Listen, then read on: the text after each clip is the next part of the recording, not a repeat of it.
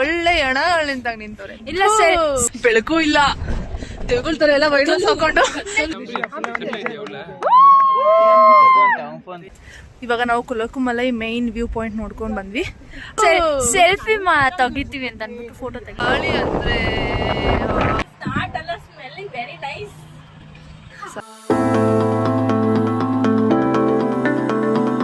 Hello, welcome back to Charlie vlogs. ಇದು ನನ್ನ ಮುನ್ನಾರ್ ವ್ಲಾಗ್ನ ಕಂಟಿನ್ಯೂಷನ್ ಆಗಿರುತ್ತೆ. ನಾವು ನೆಕ್ಸ್ಟ್ ದಿನ ಬೆಳಗ್ಗೆ ಎದ್ದು ಹೊರಟಿದ್ದು ಕುಲಕುಮಲೈ ಸನ್ರೈಸ್ ನೋಡೋದಕ್ಕೆ. ಬೆಳಗಿನ ಜಾವ 2 ಗಂಟೆಗೆ ಎದ್ದು ಹೊರಟ್ವಿ. ನಮ್ಮ ಎಕ್ಸ್ಪೀರಿಯನ್ಸ್ ಹೇಗಿತ್ತು ಅಂತ ನಾನು ನಿಮಗೆ ತೋರಿಸ್ತೀನಿ ಬನ್ನಿ. ಇಂತೆಂಥ ವಿಶ್ವದಲ್ಲೂ ಎದ್ದೊಳ್ದಿರ ನಾವುಗಳು 2 ಗಂಟೆಗೆ ಎದ್ದು ರೆಡಿಯಾಗಿ ಕುಲಕುಮಲೈ ಸನ್ರೈಸ್ ನೋಡಕ್ ಹೋಗ್ತಾ ಇದೀವಿ. ಮುಂದಕ್ಕೆ ಹೋಗಿ ನಾವು ವಿಡಿಯೋದಲ್ಲಿ ನೋಡಿರೋ ತರ ಇದೆಯೋ ಇಲ್ವೋ ಅಂತ ಅಪ್ಡೇಟ್ಸ್ ಕೊಡ್ತೀವಿ. ನಾವು ಅಪ್ಡೇಟ್ಸ್ ಕೊಟ್ಮೇಲೆ ನೀವು ಬನ್ನಿ, ಅಲ್ಲಿವರೆಗೂ ಬರಬೇಡಿ. ಇಲ್ಲಿವರೆಗೂ ಜೋಶಕ್ಕೆ ಸಾಂಗ್ ಕೇಳ್ಕೊಂಡು ಕುಣಿತಿದ್ದವರೆಲ್ಲ ಈ ರೋಡ್ ಬಂದಮೇಲೆ ಕೈಗೆ ಸಿಕ್ಕಿದ್ದನ್ನು ಹಿಡ್ಕೊಂಡು ಟೈಟಾಗಿ ಬಿದೋಗದೆ ಕೂತ್ಕೊಂಡ್ರೆ ಸಾಕಪ್ಪ ಅನ್ನೋ ರೇಂಜಿಗೆ ಬಂದಿದ್ರು. ಅರ್ಧ ದಾರಿವರೆಗೂ ಜೀಪಲ್ಲಿ ಬಂದು ಅಲ್ಲಿಂದ ಟ್ರೆಕ್ಕಿಂಗ್ ಸ್ಟಾರ್ಟ್ ಮಾಡಿದೀವಿ.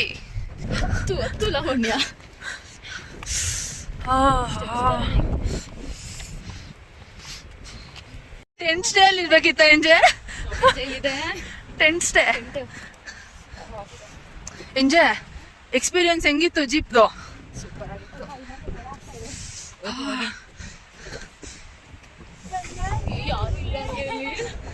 ಗಾಳಿ ಯಾರು ಇಲ್ಲ, ಬೆಳಕು ಇಲ್ಲ, ತೆಗೊಳ್ತಾರೆ ಎಲ್ಲ ವೈರಸ್ ಹಾಕೊಂಡು. ಎಂತ ಪರಿಸ್ಥಿತಿ ಬಂದಿದೆ ಅಂದ್ರೆ ಊರು ಮುಂಚೆ ಬಂದ್ಬಿಟ್ಟು ಏನು ಕಾಣಿಸ್ತಾ ಇಲ್ಲ.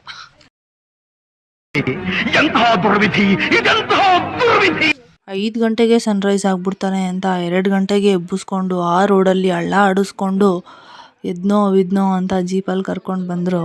ನಡ್ಕೊಂಡು ಬಂದಿಲ್ಲ ಅಂದರು, ಅದ್ರ 2ರಷ್ಟು ಫುಲ್ ಶೇಕಿಟ್ ಪುಷ್ಪಾವತಿ ಥರ ಹಳ್ಳ ಆಡಿಸ್ಕೊಂಡು ಬಂತು ಜೀಪು. 6 ಗಂಟೆ ಆದರೂ ಸನ್ ಮಾತ್ರ ರೈಸೇ ಆಗಿಲ್ಲ. ವೆಯ್ಟ್ ಮಾಡಿ ಸಾಕಾಯಿತು. ಸ್ವಲ್ಪ ಆರೆಂಜಿಶ್ ಆ ಸನ್ರೈಸ್ ಆಗೋ ಟೈಮಲ್ಲಿ ಆ ಕ್ಲೌಡ್ಸ್ ಥರ ನೋಡಿ, ಅಲ್ಲಿ ಡಾಲ್ಫಿನ್ ಥರ ಕಾಣ್ತಿದೆ. ತುಂಬ ಥರ ಎಲ್ಲ ಫಾರ್ಮ್ ಆಯ್ತದು, ಕ್ಲೌಡ್ಸ್ ಮೂವ್ ಆಗೋದು, ಡಾಲ್ಫಿನ್ ಥರ ಇಲಿ ಥರ ಎಲ್ಲ ಕಾಣಿಸ್ತಾ ಇತ್ತು. ಸೊ ಅದನ್ನೆಲ್ಲ ನೋಡಿಕೊಂಡು ವೆಯ್ಟ್ ಮಾಡ್ತಾ ಇದ್ವಿ. ಇವಾಗ ಸನ್ರೈಸ್ ಆಗುತ್ತೆ ಅಂತ ವೆಯ್ಟ್ ಮಾಡಿ ಸಾಕಾಯಿತು. 7 ಗಂಟೆ ಆದರೂ ಸನ್ ಮಾತ್ರ ರೈಸ್ ಆಗಲಿಲ್ಲ. ನಾವು ಅಷ್ಟು ಬೇಗ ಹೋಗಿದ್ದಕ್ಕೆ ಒಂದು ಒಳ್ಳೆ ಕೆಲಸ ಏನಪ್ಪ ಅಂದರೆ, ಆ ಜನದಲ್ಲಿ ನೂಕು ನುಗ್ಲು ಥರ ಇಲ್ಲದೆ ಮುಂದೆನೇ ಹೋಗಿ ನಿಂತ್ಕೊಂಡ್ಬಿಟ್ಟಿದ್ವಿ. ಫಸ್ಟ್ ನಾವು ಹೋದಾಗ ಯಾರೂ ಇರಲಿಲ್ಲ. ಫಸ್ಟ್ ಹೋಗಿದ್ದೆ ನಾವು, ಕತ್ಲಿತ್ತು. ಹೋಗಿ ನಿಂತ್ಕೊಂಡ್ಬಿಟ್ಟಿದ್ವಿ ಮುಂದೆ ಜಾಗ ಇಟ್ಕೊಂಡು. ಆಮೇಲೆ ಜನ ಜಾಸ್ತಿ ಆದರು. ಸನ್ ಇವಾಗ ರೈಸ್ ಆಗ್ತಾನೆ ಅಂತ ಕಾಯ್ತಾ ಇದ್ರು ಎಲ್ಲ.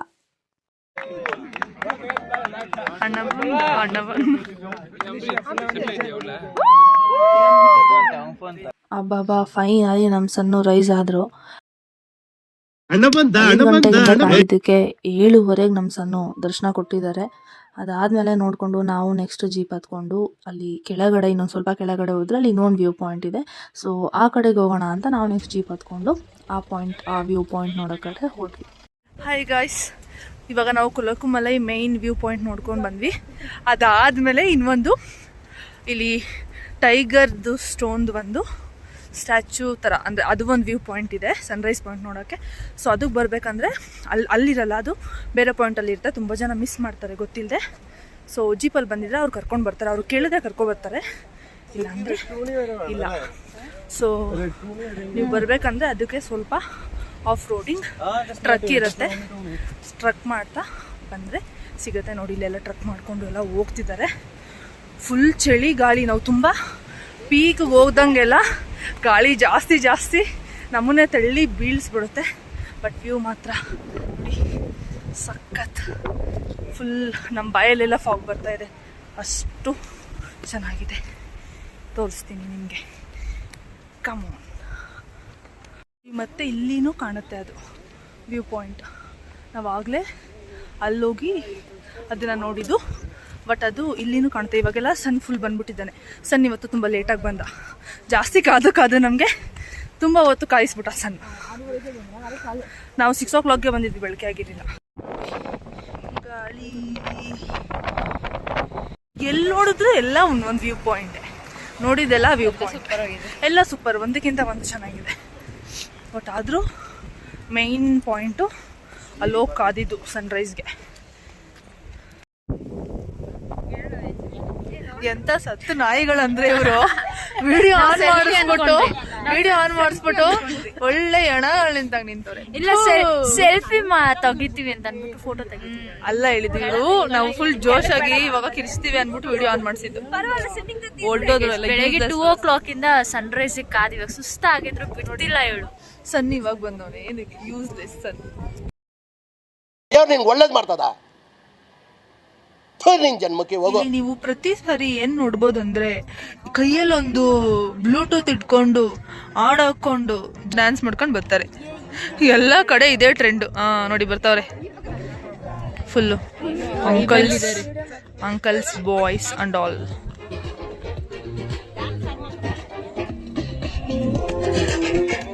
ಗಾಳಿ ಅಂದ್ರೆ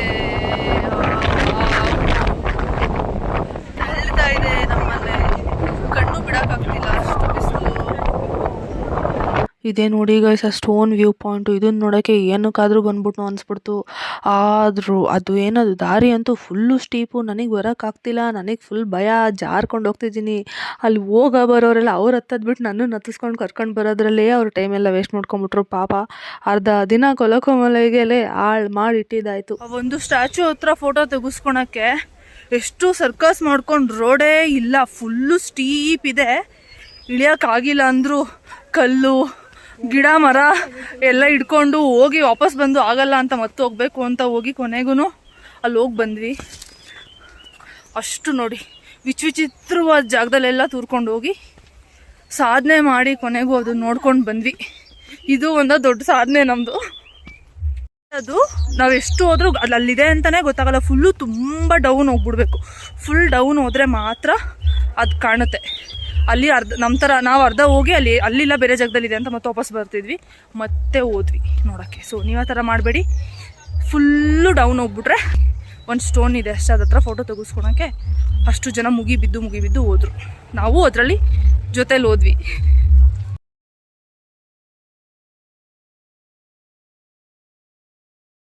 ನಾವು ಬೆಳಗ್ಗೆ ಹೋಗುವಾಗ ಕತ್ಲಿದ್ದಿದ್ದರಿಂದ ಏನೂ ಅಷ್ಟು ಚೆನ್ನಾಗಿ ಕಾಣಿಸ್ಲಿಲ್ಲ. ಬಟ್ ನೇಚರ್ ನೋಡಿ ಎಷ್ಟು ಚೆನ್ನಾಗಿತ್ತು ಅಂದರೆ ಆ ಹಿಲ್ ಸ್ಟೇಷನ್ಗಳ ಮಧ್ಯೆ ಟಾಪ್ಗೆ ಹೋದಾಗ ಮಾತ್ರ ಫುಲ್ ರೋಡ್ ಕರ್ವಿ ರೋಡ್ಸು, ಅದ್ರ ಮಧ್ಯೆ ಇದ್ದಿದ್ದು ನೇಚರು ಮಾತ್ರ ತುಂಬ ಚೆನ್ನಾಗಿತ್ತು. ಹಂಗೆ ರಿಟರ್ನ್ ಬರುವಾಗ ಟೀ ಪ್ಲ್ಯಾಂಟೇಷನ್ ಅಂದರೆ ಟೀ ಎಲ್ಲ ಕಟ್ ಮಾಡ್ತಿದ್ರು ಲೀವ್ಸ್ ಎಲ್ಲ, ಅದನ್ನೆಲ್ಲ ನೋಡಿಕೊಂಡು ಸ್ವಲ್ಪ ಅಲ್ಲೆಲ್ಲ ಫೋಟೋಸ್ ಎಲ್ಲ ತೊಗೊಂಡು ಬಂದ್ವಿ. ನಾವು ನೆಕ್ಸ್ಟು ಅಲ್ಲಿಂದ ಹೋಗಿದ್ದು ಎಲಿಫೆಂಟ್ ವ್ಯಾಲಿಗೆ.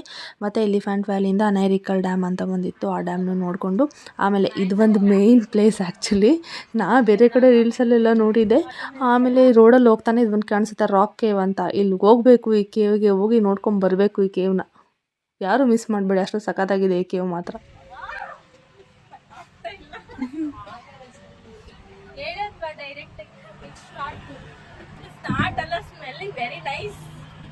ಲಜ್ಗೆಟ್ ಅವ್ರು ಕಂಡ್ರಿ ನೀವೆಲ್ಲ ನಿಜವಾಗ. ಐ ಟೆಲ್ ಯು ಆನೆಸ್ಟ್ಲಿ ಹೇಳ್ತೀನಿ, ಐ ಆಮ್ ಡೀಪ್ಲಿ ಡಿಸ್ಟ್ರೆಸ್ಡ್. ಸಖತ್ತಾಗಿದೆ ಇನ್ ದ ಸೆನ್ಸ್ ಸಖತ್ತಾಗಿದೆ ಅಲ್ಲ. ಇದು ರಾಕ್ ಕೇವ್ ಆಗಿರಲಿಲ್ಲ, ಇದು ಒಂದು ಪಬ್ಲಿಕ್ ವಾಶ್ರೂಮ್ ಆಗಿತ್ತು. ಗಬ್ಬು ವಾಸನೆ ಹೊಡಿತಿತ್ತು. ಸೊ ಈ ಜಾಗನ ಯಾರು ಪ್ರಿಫರ್ ಮಾಡಬೇಡಿ, ಇದು ನಾನು ಅಡ್ವೈಸ್ ಮಾಡ್ತಾ ಇರೋದು. ಸುಮ್ಮನೆ ದೂರದಿಂದ ರೋಡಲ್ಲಿ ಆನ್ ದ ವೇ ಹಿಂಗೆ ಹೋಗ್ತಾ ಕಾಣಿಸುತ್ತೆ, ಒಂದು ಸ್ವಲ್ಪ ಅಬ್ಸರ್ವ್ ಮಾಡ್ಕೊಂಡು ಕಣ್ಣು ಆಡಿಸಿದ್ರೆ ಸಾಕು, ಹಂಗೆ ನೋಡ್ಕೊಂಡು ಹೋಗ್ಬಿಡಿ, ಹತ್ರ ಹೋಗ್ಬಿಡಿ. ಅಲ್ಲಿಂದ ನಾವು ನೆಕ್ಸ್ಟ್ ಹೋಗಿದ್ದು ಪೊತ್ತೆಮೇಡು ವ್ಯೂ ಪಾಯಿಂಟ್ ಅಂತ. ಅದು ಸಂಜೆ ಆಗಿತ್ತು ಹೋಗೋಷ್ಟರಲ್ಲಿ. ವ್ಯೂ ತುಂಬ ಚೆನ್ನಾಗಿತ್ತು, ಕೂಲಾಗಿ ಮಳೆ ಬರೋ ಥರ ಬೇರೆ ಆಗಿತ್ತು. ಆ ವಾತಾವರಣ ತುಂಬ ಚೆನ್ನಾಗಿತ್ತು, ಯಾಕಂದರೆ ನಾವು ಸ್ವಲ್ಪ ಅಲ್ಲೇ ಟೈಮ್ ವೇಸ್ಟ್ ಮಾಡಿಬಿಟ್ಟಿದ್ವಿ ಕೊಲಕುಮಲೈಯಲ್ಲಿ. ನೋಡಿ ಫುಲ್ಲು ಮಳೆ ಸ್ಟಾರ್ಟ್ ಆಯಿತು ಮತ್ತೆ.